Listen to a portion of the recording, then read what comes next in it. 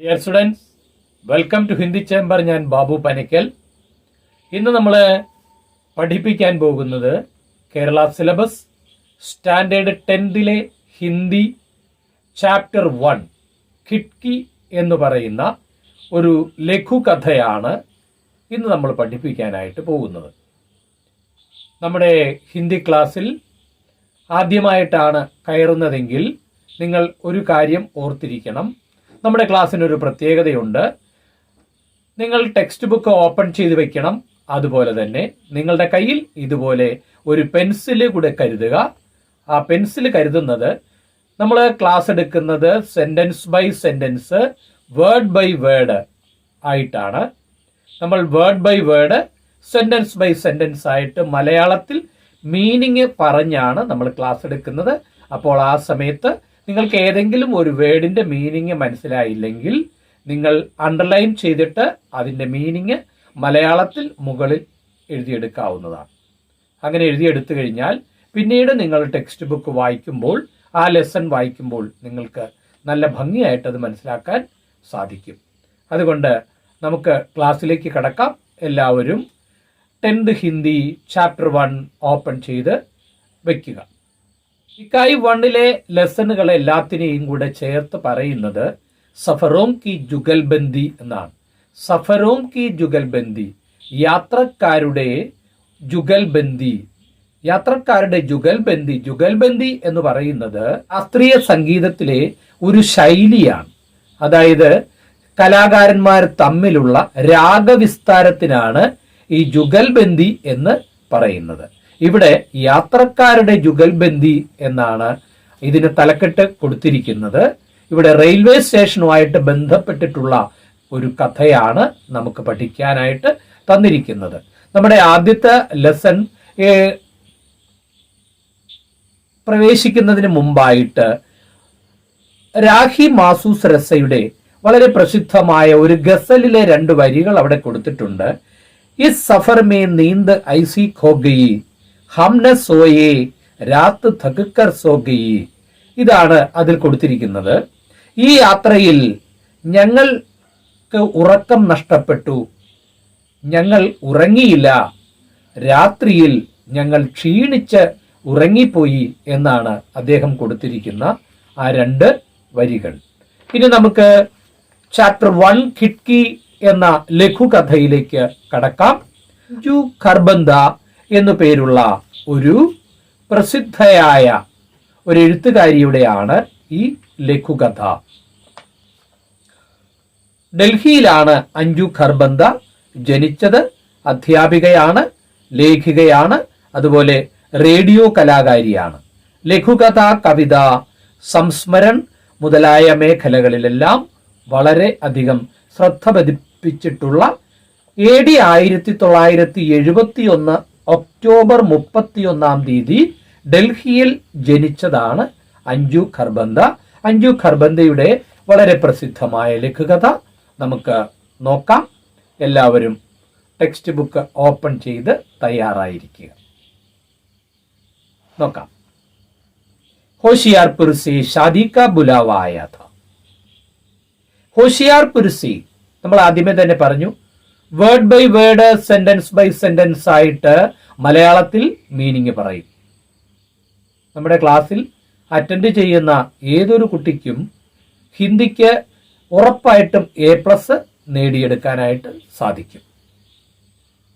നോക്കാം നമുക്ക് ആദ്യത്തെ പാരഗ്രാഫ്. ഹോഷിയാർപുർ സേ ഷാദി കാ ബുലാവ ആയാ ഥാ. ഹോഷിയാർപുരിൽ നിന്ന് വിവാഹത്തിനുള്ള ക്ഷണം വന്നിരുന്നു.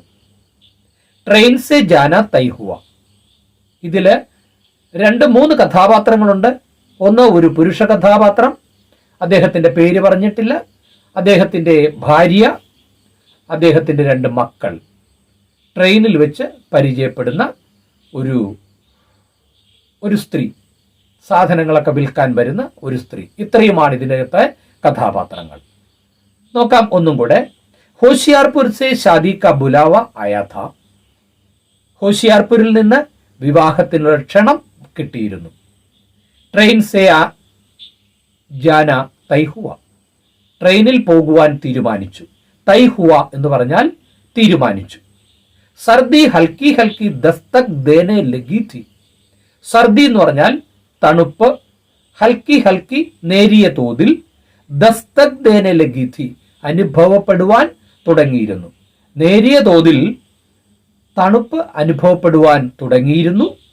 ഇസ്ലിയെ അതുകൊണ്ട്, സോച്ച വിചാരിച്ചു, ചലോ ഇസ് ബാർ എ സി കെ ബജായി ജനറൽ കോച്ച് സെ സഫർ കാ ആനന്ദ് ലിയാ ജായ്. അതുകൊണ്ട് വിചാരിച്ചു, എന്താ വിചാരിച്ചത്? ഇപ്രാവശ്യം, ഇസ് ബാർ ഇപ്രാവശ്യം, എ സി കെ ബജായി എ സി കമ്പാർട്ട്മെന്റിന് പകരം ജനറൽ കോച്ച് സെ സഫർ കാ ആനന്ദ് ലിയാ ജായ് ജനറൽ കോച്ചിൽ സഞ്ചരിച്ചുള്ള ആനന്ദം ആസ്വദിക്കാം എന്ന് വിചാരിച്ചു. പഹലെ ബീവി ബച്ചെ ജനറൽ സെ ജാനെ പർ കുച്ച് നാരാജ് ഹുയെ. ആദ്യമേ ഭാര്യയും മക്കളും ജനറൽ കോച്ചിൽ പോകുന്നതിന് കുച്ച് നാരാജ് ഹുയെ ദേഷ്യപ്പെട്ടു. അവര് ജനറൽ കോച്ചിൽ വരുന്നില്ല എന്ന് പറഞ്ഞ് അവരെ സാഠ്യം പിടിച്ചു. പർ എന്നാൽ ഫിർ ദോടി നാൻ നുക്കർ കെ ബാദ്, എന്നാൽ ഫിർ പിന്നീട്, പർ എന്ന് പറഞ്ഞാൽ എന്നാൽ, ഫിർ പിന്നീട്, ദോടി ഥോടി എന്ന് പറഞ്ഞാൽ അല്പം, നാൻ നുക്കുർ കെ ബാദ് പ്രതിഷേധങ്ങൾ, എതിർപ്പുകൾ ഒക്കെ ശേഷം, മാൻഗയെ അവർ സമ്മതിച്ചു. ദില്ലി സെ ലഗ്ഭഗ് 8 ഘണ്ടെ ക സഫർ. ഡൽഹിയിൽ നിന്ന് കേവലം 8 മണിക്കൂർ യാത്ര. 8 ഘണ്ടെ ക സഫർ, 8 മണിക്കൂർ നേരത്തെ യാത്ര. സീറ്റ് ബുക്ക് തി, ഒരു സീറ്റ് റിസർവ് ചെയ്തിരുന്നു. തോ സ്യാദ പരേശാനി നഹി ഹുയി. അതുകൊണ്ട് സ്യാദ പരേശാനി കൂടുതൽ, സ്യാദ എന്ന് പറഞ്ഞാൽ കൂടുതൽ, പരേശാനി നഹി ഹുയി പ്രയാസങ്ങൾ ഉണ്ടായില്ല. ബച്ചോനെ ഛട്ട് ഖിഡ്കി വാലി സീറ്റ് ചബട്ട്ലി. കുട്ടികൾ പെട്ടെന്ന് വിൻഡോസിന് അടുത്തുള്ള സീറ്റ് പിടിച്ചു. ചട് ഖിഡ്കി വാലി സീറ്റ് ചബട്ട്ലി എന്ന് പറഞ്ഞാൽ പെട്ടെന്ന് അവര് ജനാലയ്ക്ക് സമീപത്തുള്ള സീറ്റ് പിടിച്ചു. ചബട്ട്ലി എന്ന് പറഞ്ഞാൽ ചാടി ഇരുന്നു എന്നാണ് അർത്ഥം.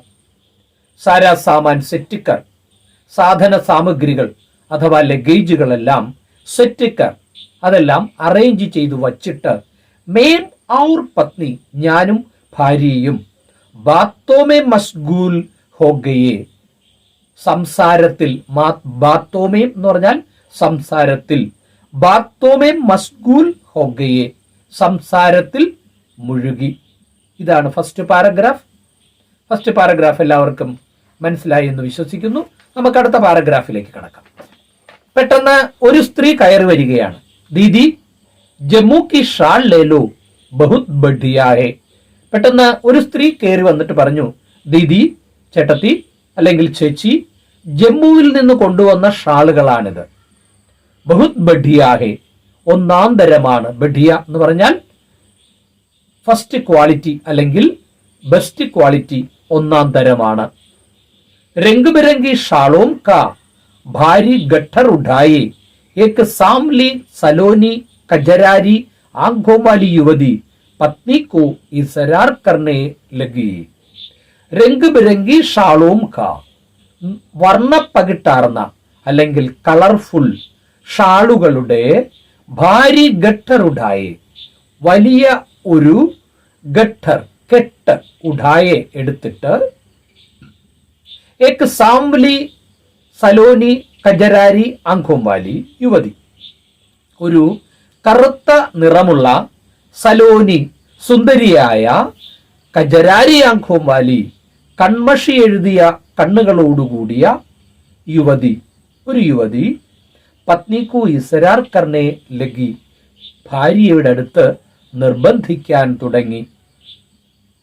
കിത്തനെ കി ഹേ, എത്രയാണ് ഇതിന്റെ വില? ഭാര്യ ചോദിച്ചു. 250 ഇതിന് 250 250 രൂപയാണ് ഒരെണ്ണത്തിന്. 250 ഇത്തനി മഹങ്കി, ഇത്രയ്ക്ക് വില കൂടുതലോ? സ്യാദാ പീസ് ലോഗി തോ കം കർ ദൂങ്കി, കൂടുതൽ പീസ് എടുത്താൽ ഞാൻ കുറച്ചു തരാം. ആ സ്ത്രീ പറഞ്ഞു. ഷാള് വിൽപ്പനക്കാരിയായ സ്ത്രീ പറഞ്ഞു. മുച്ചെ ദുക്കാൻ ഖോൽനി ഹെ ക്യാ? ഉടനെ പത്നി ചോദിച്ചു, എനിക്കെന്താ കച്ചവടം തുടങ്ങാൻ പ്ലാനുണ്ടോ? ലേലോന, എടുക്കുന്നേ. ബഹനോം ഔർ ഭാബിയോം കെലിയെ, സഹോദരിമാർക്കും ചേട്ടത്തിമാർക്കും ഒക്കെ വേണ്ടി എടുക്കൂ, അവർ നിർബന്ധിച്ചു. मैंने पत्नी को इशारा किया, ഞാൻ ഭാര്യയോട് ആംഗ്യം കാണിച്ചു. तो उसने आंखें तरेर कर मुझे चुप रहने का संकेत दिया. ഞാൻ എടുക്കണ്ട എന്ന സൂചനയോടുകൂടി തല ആട്ടി കാണിച്ചു ഭാര്യയുടെ നേരെ. പക്ഷെ അപ്പോൾ ഭാര്യ എന്ത് ചെയ്തു? ഉസ്നെ, അവൾ ആംഖേം തരേർക്കർ, ദേഷ്യത്തോടുകൂടി. ആംഖേം തരേർക്കർ എന്ന് പറഞ്ഞാൽ ദേഷ്യത്തോടുകൂടി, അല്ലെങ്കിൽ സൂക്ഷിച്ചെനിക്കിട്ട് നോക്കി. മുझे ചുപ്പ് രഹനെ കാ സംകേത് ദിയ, മിണ്ടാതിരിക്കുക എന്ന് ഉള്ള ഒരു സൂചന തന്ന്. ഞാൻ വേണ്ട എന്ന് പറഞ്ഞപ്പോൾ ദേഷ്യത്തോടുകൂടി മിണ്ടിപ്പോകരുത് എന്ന് സാധാരണ ഭാര്യമാര് പറയുന്നത് പോലെ അയാളുടെ ഭാര്യയും പറഞ്ഞു. അച്ഛാ, 5 പീസിലും തോ കിത്തനേക്ക് ദോഗി? ആ ഭാര്യ ചോദിച്ചു, 5 പീസ് എടുക്കുകയാണെങ്കിൽ എത്ര രൂപയ്ക്ക് തരും? ഒരെണ്ണം എത്ര രൂപ വെച്ച് തരും? 200 रुपए पर पीस ले लेना दीदी. അപ്പോൾ ആ ഷാൾ വിൽപ്പനക്കാരി പറഞ്ഞു, 200 രൂപ ഒരു പീസിന് വെച്ച് തരാം. നാ 100 रुपए पर പീസ്. അപ്പോൾ പത്നി പറഞ്ഞു, അല്ലല്ല, 100 രൂപയ്ക്ക് വച്ച്, ഒരു പീസിന് 100 രൂപ വെച്ച് 5 പീസിനാവുമ്പോ എത്ര വരും? 500 രൂപ. ദീദി, 100 तो बहुत कम है, कहते हुए उसका गला रुंध गया. ദീദി, ചേട്ടത്തി, 100 രൂപ വളരെ കുറവാണ്. ഇത് പറഞ്ഞുകൊണ്ട് അവളുടെ തൊണ്ട ഇടറിപ്പോയി, അഥവാ അവൾ ദുഃഖിതയായി. ഗലാ രുന്ത് ഗയ എന്ന് പറഞ്ഞാൽ തൊണ്ട ഇടറുക എന്നാണ്. അവർ ഉസ്കി കജരാരി ആംഖേം ഭർഗി, അവളുടെ കൺമഷി നിറഞ്ഞ കണ്ണുകൾ നിറഞ്ഞു. പത്നി പറഞ്ഞു, ചൽ ന തേരി ന മേരി, ഡേട്ട് 100 per പീസ്. എന്നാൽ അങ്ങോട്ടുമില്ല ഇങ്ങോട്ടുമില്ല. ഡേട്ട് 100 रुपए പീസ്, 150 രൂപ ഒരു പീസിന്. അങ്ങനെയാണെങ്കിൽ 5 പീസ് എടുക്കാം എന്ന് പറഞ്ഞു. അച്ഛാ ദീദി, ठीक है, लो രംഗ് പസന്ത് കർ ലോ. ആ, എന്നാ ശരി ചേച്ചി, ഇഷ്ടമുള്ള നിറം തിരഞ്ഞെടുത്താലും എന്ന് പറഞ്ഞു. കുച്ച് സോച്തേ ഹുയേ ഉസ്നെ കഹാ, അല്പം ആലോചിച്ചിട്ട് അവൾ പറഞ്ഞു.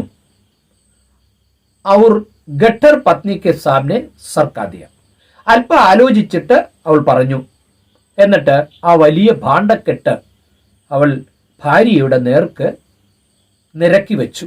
സർക്കാദിയ എന്ന് പറഞ്ഞാൽ നീക്കി അങ്ങോട്ട് വച്ചു. പത്നിനെ 5 ഷാളയും അലഗ് കർലി, ഭാര്യ അതിൽ നിന്ന് 5 ഇഷ്ടപ്പെട്ട ഷാളുകൾ എടുത്ത് മാറ്റിവെച്ചു. അവർ മേരി ഓർ ദേഖ് റുപ്പയ ദേനേക്ക ഇഷാരാക്കിയ, എന്റെ നേർക്ക് നോക്കിയിട്ട് കാശ് കൊടുക്കൂ എന്ന് ആംഗ്യം കാണിച്ചു. मैंने छठ 750 रुपये निकाल कर दे दिए, ഞാൻ പെട്ടെന്ന് 750 രൂപ എടുത്ത് അവർക്ക് കൊടുത്തു. ഉസ്കെ ജാനെ കെ ബാദ്, ആ സ്ത്രീ പോയതിനു ശേഷം രാസ്തേ ഭർ പത്നി കി സുയി ഇസി ബാത്ത് പർ അടക് രഹി, അവൾ അങ്ങ് പോയതിനു ശേഷം ഭാര്യയുടെ ചിന്ത മുഴുവനും ഈ കാര്യത്തിലായിരുന്നു. അടക്കി രഹി, ഈ കാര്യത്തിലാണ് അവൾ മുഴുകിയിരുന്നത്. എന്താ അവൾ പറഞ്ഞുകൊണ്ടിരുന്നത്? ഓ ഏക് ബാർ മേ ഹി ഡേറ്റ് 100 മേം മാൻ ഗയി, അവർ ഒറ്റ പ്രാവശ്യം പറഞ്ഞപ്പോൾ തന്നെ 150-ന് സമ്മതിച്ചു. ഗലത്തിക്ക്, തെറ്റുപറ്റി. തോടാ തോൾ മോൾ ഔർ കർണ ചാഹിയ താ, അല്പം കൂടെ തോൾ മോൾ ഔർ കർണ ചാഹിയ താ, വിലപേശൽ വേണ്ടിയിരുന്നു എന്ന് ഉള്ള കാര്യമാണ് ആ യാത്രയിലുടനീളം ഇങ്ങനെ പറഞ്ഞുകൊണ്ടിരുന്നു ആ ഭാര്യ. അപ്പോൾ ഭർത്താവിന്റെ അവസ്ഥയോ, ആ മനുഷ്യന്റെ അവസ്ഥയോ, ആ പുരുഷന്റെ അവസ്ഥയോ, അവർ മേരി സുയി, എന്നാൽ എൻ്റെ ചിന്ത അതീതുമേം ജാ അട്കി ഥി, പഴയ ഏതോ ഒരു കാര്യത്തിലായിരുന്നു എൻ്റെ ചിന്ത. എന്തായിരുന്നെന്നോ? ബേട്ടി കോ ഗോദുമേം ബിഠാ റെയിൽഗാഡി കി ഖിഡ്കി സെ ചാങ്കത്ത മേം സോച്ച് രഹാ ഥാ, പുത്രിയെ മടിയിൽ ഇരുത്തി തീവണ്ടിയുടെ ജനാലയിലൂടെ ചാങ്കത്ത പുറത്തേക്കിങ്ങനെ എത്തി നോക്കിക്കൊണ്ട് മേം സോച്ച് രഹാ ഥാ, ഞാൻ ചിന്തിക്കുകയായിരുന്നു. മേരെ പിതാഭി, എൻ്റെ അച്ഛനും റെയിൽഗാഡി മേ സാമാൻ ബേച്ച് ജബ് തക്കേ ഹാരെ കറാത്തെ, തീവണ്ടിയിൽ ട്രെയിനിൽ സാധന സാമഗ്രികൾ വിറ്റിട്ട് ക്ഷീണിച്ച് അവശനായി, തക്കേ ഹാരെ ക്ഷീണിച്ച് അവശനായി, ഖറാത്തെ വന്നിരുന്നു. തോ അപ്പോൾ ഉസ്കി ആംഖോ മേ ബി, അദ്ദേഹത്തിന്റെ കണ്ണുകളിലും, വഹി നമീ ഥി, ഇതേപോലെ ഒരു നനവ് ഞാൻ കണ്ടിരുന്നു. ജോ ആജ് ഉസ് യുവതി കി ആംഖോ മേ ഥി, ഇന്ന് ആ സ്ത്രീയുടെ കണ്ണുകളിൽ കണ്ട അതേ നനവ് പണ്ട് അച്ഛൻ വരുമ്പോൾ അച്ഛൻ്റെ കണ്ണുകളിൽ ഞാൻ കണ്ടിരുന്നു. ഇതാണ് ആ യുവാവ് ട്രെയിനിലിരുന്ന് ചിന്തിച്ചിരുന്നത്. ആ ട്രെയിനിലെ യാത്രയിലുടനീളം ഭാര്യയുടെ ചിന്ത ഒറ്റ പ്രാവശ്യം കൊണ്ട് തന്നെ അവര് സമ്മതിച്ചു, തെറ്റുപറ്റിപ്പോയി, കുറച്ചു പറയേണ്ടതായിരുന്നു എന്നുള്ളതായിരുന്നു. ഇതാണ് നമ്മളുടെ അഞ്ജു ഖർബന്ദയുടെ ഖിഡ്കി എന്ന് പറയുന്ന ഈ ചാപ്റ്റർ. ഈ ചാപ്റ്റർ എല്ലാവർക്കും ഇഷ്ടപ്പെട്ടെന്ന് വിചാരിക്കുന്നു. ഇഷ്ടപ്പെട്ടുവെങ്കിൽ നിങ്ങൾ ലൈക്ക് ചെയ്യുക, മറ്റുള്ള കുട്ടികൾക്കായിട്ട് ഷെയർ ചെയ്യുക. എല്ലാവർക്കും നന്ദി, നമസ്കാരം.